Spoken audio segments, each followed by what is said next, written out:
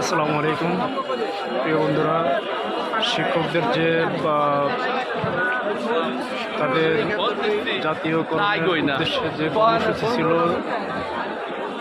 সচিবালয়ের সামনে, সেখান থেকে জলকামান দিয়ে ছত্রভঙ্গ করে দেয় আইনশৃঙ্খলা বাহিনী। তারপরে তারা এই যে কেন্দ্রীয় শহীদ মিনারের সামনে অবস্থান নিচ্ছে। এদের দাবি আদায়ের লক্ষ্যে তারা অটল আছে এখনও। তারা এই কেন্দ্রীয় শহীদ মিনারের সামনে এখন হাজার হাজার লোকের জমায়েত হয়েছে এবং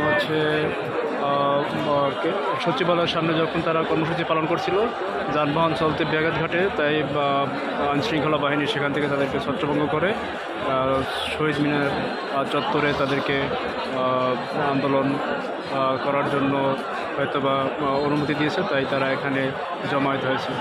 ধন্যবাদ। কেন্দ্রীয় শহীদ মিনার চত্বরে সবাই একতাবদ্ধ হয়ে তাদের যে যৌক্তিক দাবি পূরণের লক্ষ্যে তারা অটল আছে।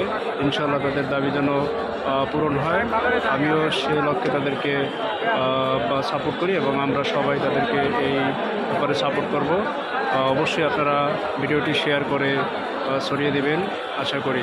তাদের যৌক্তিক দাবি, এই দাবি আসলেই একেবারে যৌক্তিক, তাই আমরা সবাই তাদেরকে সাপোর্ট করব ইনশাল্লাহ। শিক্ষক হচ্ছে জাতি গঠনের কারিগর, তাদের যেন অবহেলিত কোনো ক্ষেত্রে না দেখতে হয়, সেক্ষেত্রে আমরা অবশ্যই সবসময় তাদের সাথে থেকে সাপোর্ট করব ইনশাল্লাহ।